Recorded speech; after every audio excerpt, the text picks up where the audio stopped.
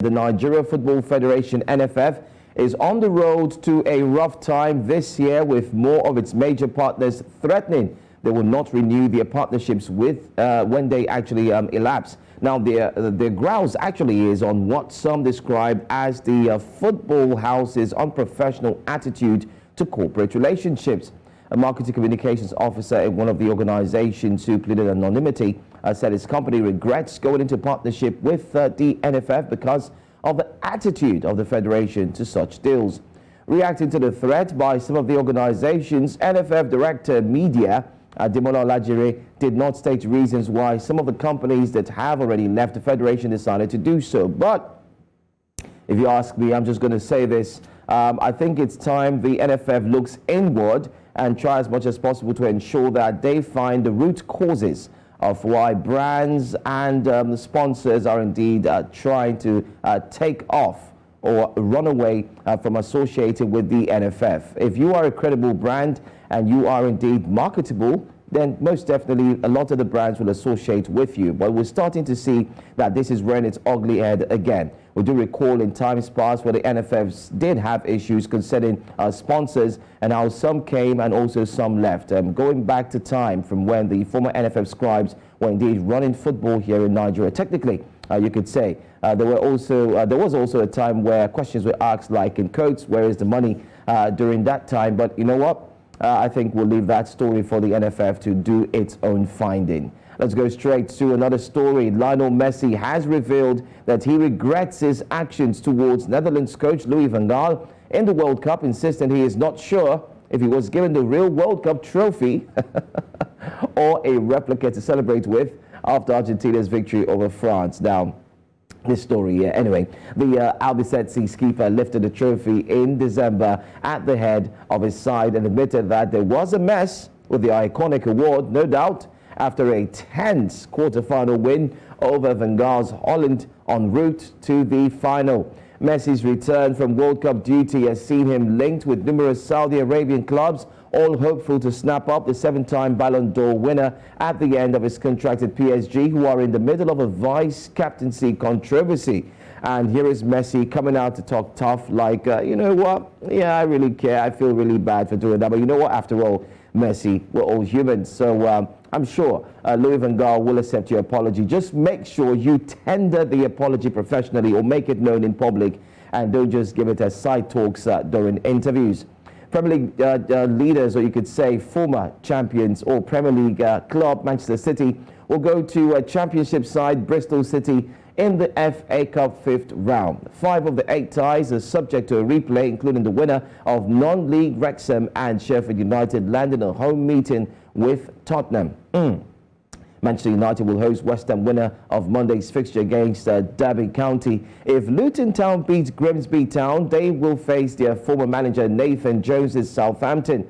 At least one English Football League team will be in the quarter-finals, with Ipswich Town or Burnley drawn at home to Sheffield Wednesday or Fleetwood Town. The games will take place from Wednesday, March the 1st, 2023. So if you take a look at the FA 5th round draw, it's something to behold, no doubt. Bristol City will take on Manchester City. You can say one of the teams that many are looking forward to go past in the English FA Cup. Manchester United is also there, not forgetting they're doing very well. They'll be taking on West Ham United. Wrexham will take on Sheffield. The winner will play Tottenham.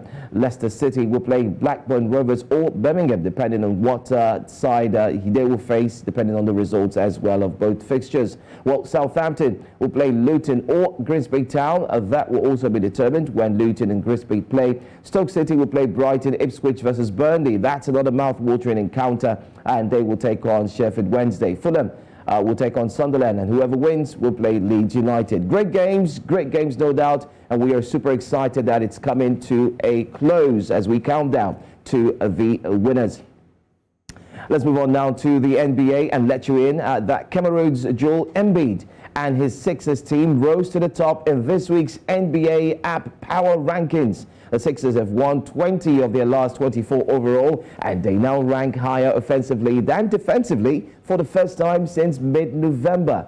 The Sixers scored more than 130 points per 100 possessions in each of their 3 games, having done so just 3 times through their first 45. They're just 6-3 against the bottom 5 teams in the league, set to play their next 3 games against the group. One of those losses, the only one at home, came against the Spurs in week 1, and they will be in San Antonio on Friday. So if you take a look at it, no doubt you could say the NBA is indeed looking very good. And you could also mention that a lot of the players are starting to gain more recognition, especially this season. I'm loving it because you cannot really pinpoint just one player. You cannot say, hey, it's just Joel Embiid. You also have more players who are indeed gaining that recognition. By the way, it was also a sad one for Lakers. If I do recall, it wasn't too good for LeBron James, where a lot of NBA players are coming out to say it's high time the body takes a look at the refereeing or officiating that's ongoing at the NBA. Now that coaches would actually sanction you, or you know what,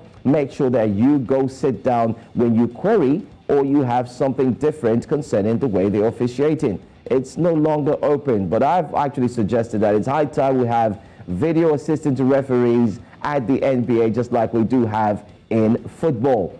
Anyway, I'm wrapping things up in sports, letting you know that the transfer window shuts down tonight. Who will be moving to another club? That's the big discussion. Things are ongoing, things are unfolding, things are happening. I can tell you categorically that Chelsea's Jorginho has been touted to move to Arsenal. Arsenal fans are not happy about that. Chelsea is still in chase for Enzo, and if they should get that, it will be the highest record-breaking fee ever in the Premier League. And not forgetting too, there has been other moves. You've seen Joao Cancelo move to Bayern Munich, and he also decided to close down his Instagram, like block everyone. So people are saying there could have been a little disagreement between himself and Pep Guardiola, and then we're also starting to see that the African, yes, the one known as Hakim Ziyech, may likely move to PSG. The deal should be confirmed before the close of business today, and that means Chelsea would need to shred off some of the players, seeing that they've actually taken in more. And who will go, who will leave from the side of Chelsea and from the side of other football clubs is what we'll be counting down to the end of the transfer window. I'm equally excited. I love the transfer windows, especially before they close, because you get to see where I like the intrigue, the fact that you do not know who's going where, and the last minute changes. That's exactly what we're up for. But that's all from me from here on The World of Sports.